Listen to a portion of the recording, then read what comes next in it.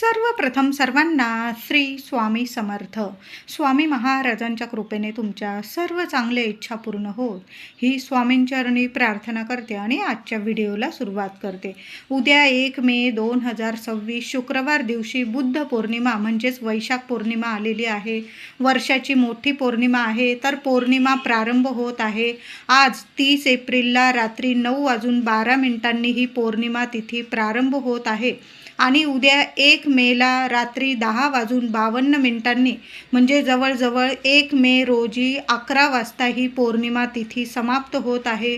उद्या दिवस रात्र ही पौर्णिमा तिथी मानली जाणार आहे. म्हणून वैशाख बुद्ध पौर्णिमा आपल्याला 1 मे शुक्रवारी साजरी करायची आहे.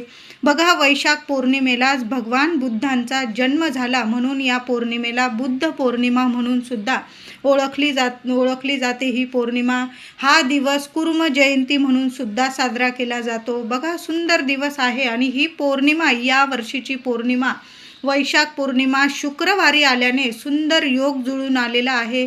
प्रत्येक पौर्णिमा लक्ष्मी नारायणांना समर्पित असते आणि शुक्रवारी पौर्णिमा आल्यास सुंदर सोन्यासारखा योग जुळून आलेला आहे. सकाळी जरासं लवकर उठायचं आहे. आपला शुक्र चंद्र जर मजबूत करून घ्यायचा असेल तर सर्वांनी उद्या लवकर उठायचं आहे आणि अंघोळीच्या पाण्यात चिमूटभर हळद टाका आणि बारीकसा खडा तुरटीचा टाकून आंघोळ करायची आहे. महिलांनो, उपाय जरूर करा. माझ्या दादांनी सुद्धा करा. काही शारीरिक मानसिक त्रास असतील, विनाकारण कोणी त्रास देत असतील तर आवर्जून हा उपाय करा. वैशाख पौर्णिमा आणि शुक्रवारी आलेली आहे. सुंदर योग जुळून आलेला आहे. तर आंघोळीचा उपाय हा लहान लेकरांपासून मोठ्या व्यक्तीपर्यंत तुम्ही करू शकता. गंगाजल असेल, थोडं गंगाजल टाका, चिमूटभर हळद टाका आणि तुरटीचा खडा तर आवर्जून टाकायचा आहे. कितीही शारीरिक मानसिक त्रास असतील क्षणात नष्ट होईल आणि तुम्हाला तुमच्या आजूबाजू आणि तुमच्या मनात सुद्धा तुम्हाला पॉझिटिव्ह रिझल्ट दिसून येतील. सुंदर उपाय आहे, जरूर करा. त्याचबरोबर आंघोळीनंतर उंबरठा पूजन, महिलांनो उंबरठा पूजन जरूर करा. शुक्रवार आणि वैशाख बुद्ध पौर्णिमा मोठी पौर्णिमा आहे. उंबरठ्यावर हळदीचं लेपन करून उंबरठ्याची पूजा करायची आहे. देवघरातील देवांना छान अभिषेक करा. दुधाने करा, पंचामृताने करा. थोडीशी हळद टाकून घ्या दुधात किंवा पाण्यात, त्याने सुद्धा अभिषेक करू शकता. केशर असेल तुमच्याकडं तर केशर मिश्रित दुधाने किंवा पाण्याने सुद्धा आपल्या देवी देवतांना आवर्जून अभिषेक करा.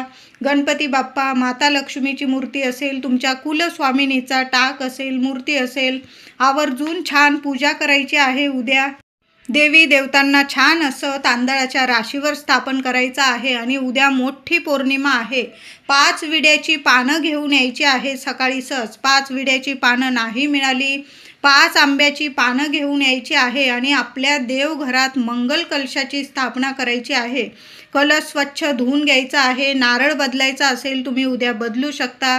तुमचा जुना नारळ असेल, त्याला तडा गेलेला असेल किंवा कोंब वगैरे आलेला असेल तर तुम्ही उद्या नारळ बदलू शकता. किंवा चांगला नारळ असेल, धुवून चुवून घ्या स्वच्छ आणि 5 विड्याची पानं किंवा आंब्याची पानं ठेवून छान असा मंगल कलश स्थापन करा. कलशाखाली सुद्धा तांदळाची रास करा. अष्टदिशांनी कलशाची पूजा करायची आहे. माता लक्ष्मीचं, तुमच्या कुलस्वामिनीचं नामस्मरण करा, मंत्र जपा आणि असा मंगल कलश वैशाख पौर्णिमेला शुक्रवारी आवर्जून प्रत्येक महिलेने आपल्या देवघरात स्थापना जरूर करा. सुंदर अनुभव येतील. बघा, तुमच्या घरादारावर अडीअडचणी असतील, पैशांच्या समस्या असतील, जरूर संपून जातील. पैसा येऊ लागेल, बरकत येईल तुमच्या घरादारात, मुलांची प्रगती होईल. बघा, काही वेळा अचानक नारळाला तडा जातो तर आपल्यावरील किंवा लेकरा बाळांवरील जे मोठं संकट असतं ना, आपली कुलदेवी त्या नारळावर ओढून घेते, स्वतःवर ओढून घेते. म्हणून असा मंगल कलश आपल्या देवघरात आपल्याला रक्षण कवच मिळावं म्हणून आपल्या देवघरात असा मंगल कलश कायमस्वरूपी जरूर भरावा. आणि अशा शुभ तिथींना तुम्ही नारळ बदलू शकता, त्यातली पानं बदलू शकता. यामुळे घरात इतके सोन्यासारखे अनुभव येतात. घरावर कुठलंच मोठं संकट देवी आई ओढवू देत नाही. स्वतःवर ती संकट घेते आणि आपल्या लेकरा बाळांना कायम एक रक्षण कवच प्राप्त करून देत असते. त्याचबरोबर महिलांनो, दरवाजासुद्धा छान पुसून घ्यायचा आहे आणि दरवाजावर एखादं स्वस्तिक काढायचं असेल, हळदी कुंकू ओलं करून तर स्वस्तिक काढा. त्याचबरोबर 5 आंब्याची पानं किंवा 11 आंब्याची पानं धुवून घ्या, पुसून घ्या. प्रत्येक आंब्याच्या पानाला लक्ष्मीनारायणांचं मंत्र जपा. ओम नमो भगवते वासुदेवाय नमः, ओम श्रीम नमः या मंत्राचा जप करत करत घरातल्या गृहलक्ष्मीने आंब्याच्या पानांना हळदी कुंकवाचं बोट लावावं आणि ती आंब्याची डहाळी किंवा तोरण बनवलेलं असेल झेंडूच्या फुलांमध्ये, ते तोरण घराच्या गृहलक्ष्मीने तिच्या पतीसह दोघांनी मिळून ते तोरण अशा शुभ तिथीला आणि पौर्णिमेला आणि शुक्रवारी आवर्जून आपल्या मुख्य दरवाजावर लावावं. घरात इतक्या शुभ मंगल गोष्टी घडून येतील, मुलांना इतकी प्रगती मिळायला लागेल आणि भरमसाठ पैसा येऊ लागेल. माता लक्ष्मीची अखंड कृपा तुमच्यावर होईल. कधीच कशाला कमी पडणार नाही. अन्नधान्य असेल, आरोग्य असेल, आर्थिक तुमची टंचाई असेल ती दूर होईल आणि इतकी आर्थिक बरकत येईल तुम्हाला.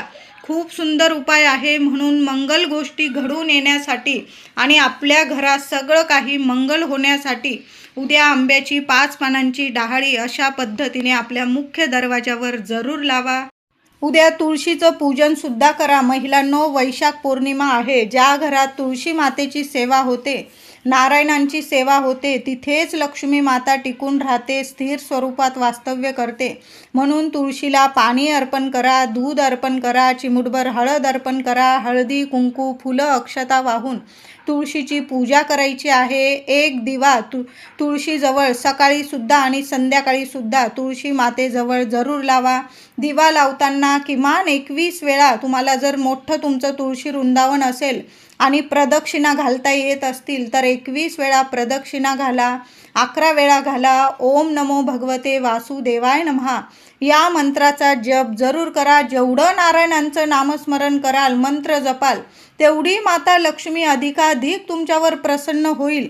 म्हणून जेवढी सेवा होईल ना, उद्या जरूर करायची आहे. उद्या वैशाख पौर्णिमेला एक दिवा तुम्हाला पिंपळाखाली सुद्धा लावायचा आहे. दिवसभरात केव्हाही लावा, अगदी संध्याकाळी लावला चालेल, फक्त सूर्यास्त होण्याच्या आधी लावायचा आहे.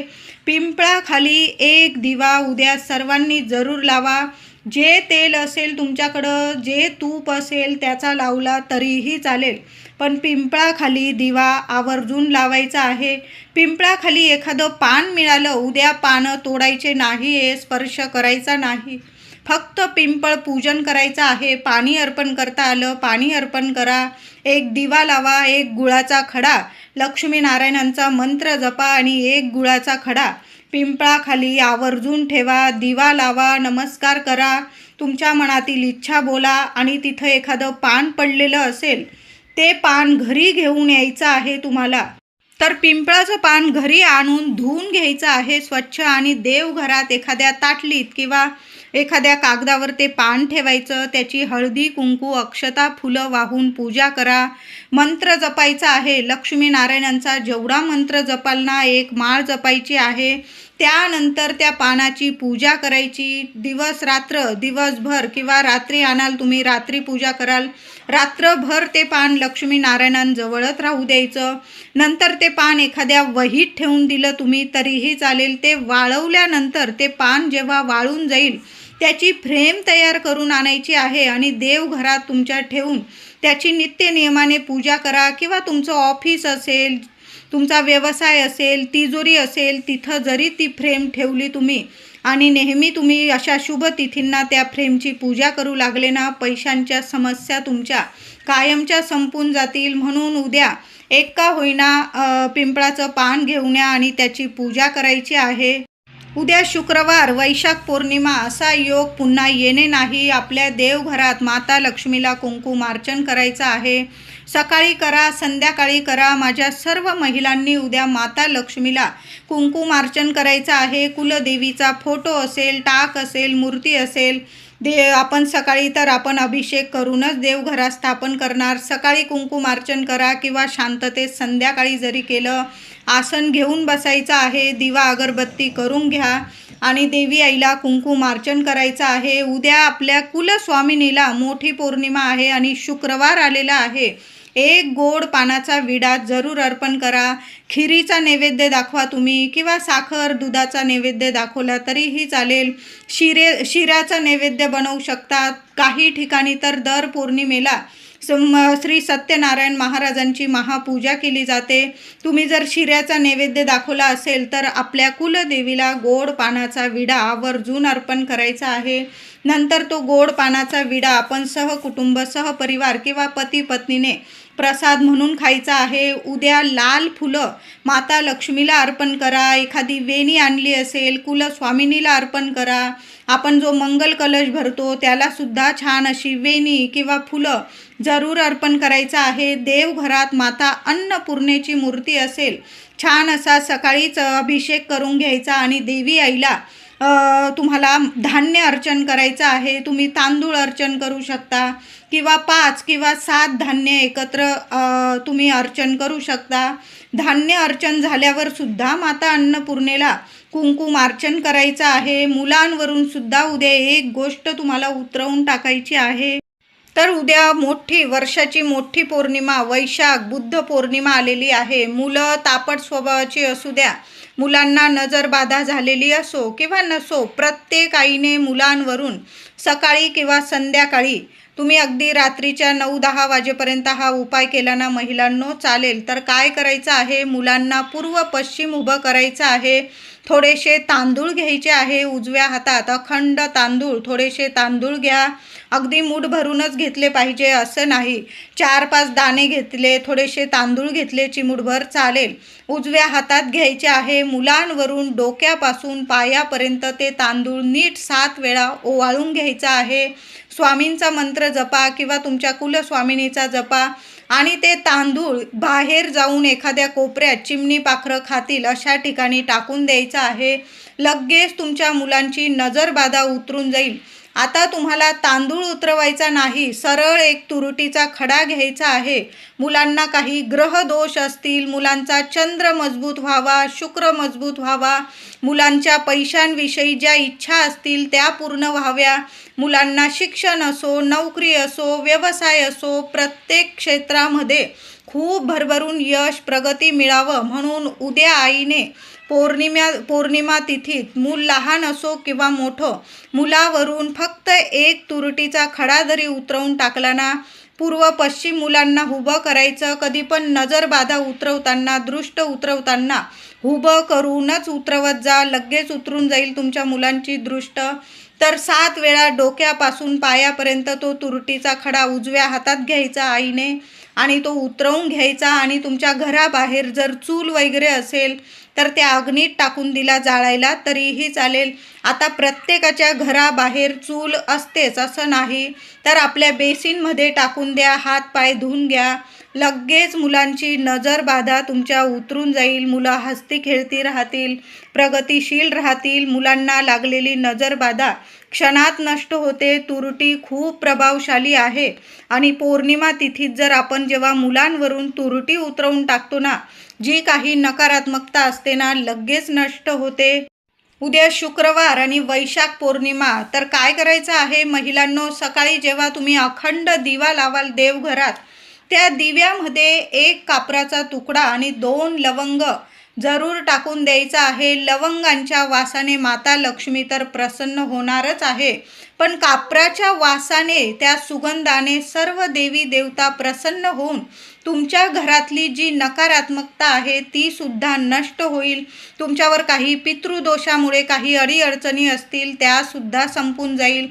तुमची वास्तू प्रसन्न होतील. तुमचा चंद्र सुद्धा बळकट होईल, शुक्र ग्रह बळकट होईल. आणि ज्याचा चंद्र आणि शुक्र जर मजबूत असेल त्या व्यक्तीला माता लक्ष्मीची कृपा नक्कीच मिळते. माता लक्ष्मी तिथं अखंड नांदते, स्थिर स्वरूपात वास्तव्य करते आणि अशा घरात कधीच अन्न, धान्य, आरोग्य, पैसा, ऐश्वर कशालाच कमी पडत नाही. म्हणून उद्या देवघरातील दिव्यात आठवणीने कापूर आणि 2 लवंगा जरूर टाकून द्या. चिमूटभर हळद टाकायची असेल टाकू शकता. हळदी कुंकू फुलं वाहून दिव्याची पूजा करा आणि मग दिवा प्रज्वलित करा. अखंड तेवत ठेवा, दिवा विझणार नाही याची काळजी घ्या महिलांनो.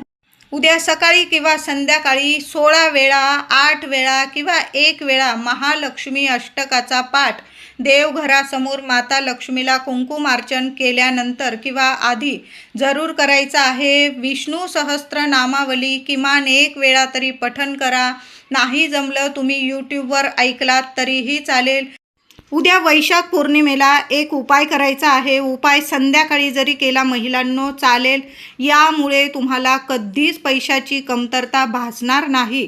तर काय करायचं आहे, यासाठी एक लाल कपडा घ्यायचा आहे. चांगला लाल कपडा घ्या. त्या कपड्यावर एक विडा मांडून घ्यायचा आहे. विडा म्हणजे 2 विड्याची पानं घ्या. त्यावर 1 रुपया सुपारी ठेवायची. त्याबरोबर 5 पिवळ्या कवड्या ठेवा, 5 लवंग ठेवा, 5 वेलदोडे, तुम्ही वेलची म्हणतात वेलची ठेवा, 5 हिरवी वेलची ठेवायची आहे. कळालं असेल.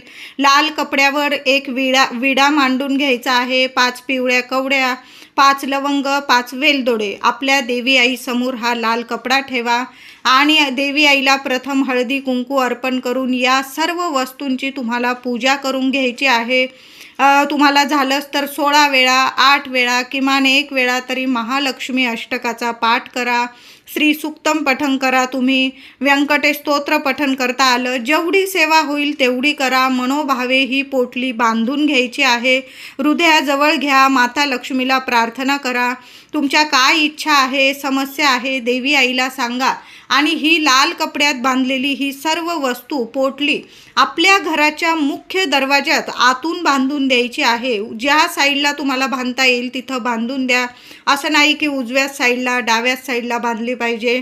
ते जिथं जागा असेल तिथं ही पोटली बांधून द्यायची आहे. अशी पोटली तुम्ही दुकानासाठी, व्यवसाय, तुमचा काही कारोबार असेल, व्यवसाय असेल तर तिथंसुद्धा अशी पोटली तुम्ही तयार करू शकता. अमावस्या, पौर्णिमा तिथीत जर अशी सेवा केली तर कधीच आपल्या प्रगतीला, लक्ष्मीला, पैशाला कधीच कुणाची नजर लागत नाही आणि पैसा येतो, वाढत राहतो, बरकत राहते.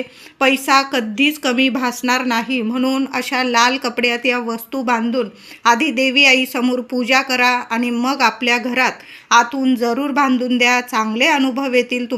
त्याचबरोबर तुमच्या कुलदेवी आईच्या दर्शनाला तुम्हाला जाणं होत नाही, बरेच वर्ष झाले, कारण काही वेळा लांब असतं कुलदैवत, मग जाणं होत नाही आणि त्यामुळे जर घरात अडचणी येत असतील तर पौर्णिमा तिथीत भांग बांधणी, देवी आईची भांग बांधणी जरूर करावी.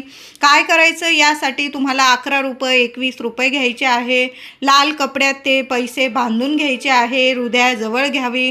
देवी आईला प्रार्थना करायची की मी लवकरात लवकर सहकुटुंब, सहपरिवार तुझ्या दर्शनाला येईल, तुझा मानपान करेल, तुझी ओटी भरेल. सर्व तुमच्या मनातल्या इच्छा बोला, समस्या बोला, देवी आईला सांगा तुमच्या मनातली इच्छा आणि अशी भांग बांधणी जरूर काढून ठेवा एखाद्या कोपऱ्याला. जेव्हा तुम्ही तुमच्या आईच्या देवी आईच्या दर्शनाला जाल, हे पैसे अजून त्यात टाकून देवी आईची ओटी घ्या. सर्व साहित्य घेऊ शकता किंवा तिथं दानपेटीसुद्धा टाकू शकता. अशा पद्धतीने कुलदेवी आईची सेवा तुम्ही पौर्णिमा तिथीत करू शकता. उद्या वैशाख पौर्णिमेला महिलांनो घरात कापूरसोबत या वस्तू जाळायच्या आहे. जरूर जाळा. कितीही कामात असाल तुम्ही तरी पण या वस्तू जाळायच्या आहे. छोटंसं गाईच्या शेणीचा तुकडा घ्यायचा, त्यावर 2 थेंब तुपाचे टाकून घ्या. 5 लवंग घ्या, 2 वेलदोडे घ्या, पिवळी मोहरी असेल तर आवर्जून घ्या, 2 काळे मिरे घ्या, 1 तेजपत्ता घ्या आणि संपूर्ण या वस्तू कापरासोबत जाळायच्या आहे. प्रथम देवांना हा कापूर धूप दाखवायचा आणि सगळ्या घरात हा कापूर धूप पसरवायचा आहे. नावाला सुद्धा तुमच्या घरात कधीच कुठली नकारात्मकता उरणार नाही. चांगले तुम्हाला अनुभव यायला लागतील. वास्तुदोष, पितृदोष, कुणाची नजर बाधा लगेच नष्ट होईल आणि घराची इतकी भरभराट होईल, लक्ष्मी नांदेल तुमच्या घरात. व्हिडिओ आवडला असेल लाईक करा, शेअर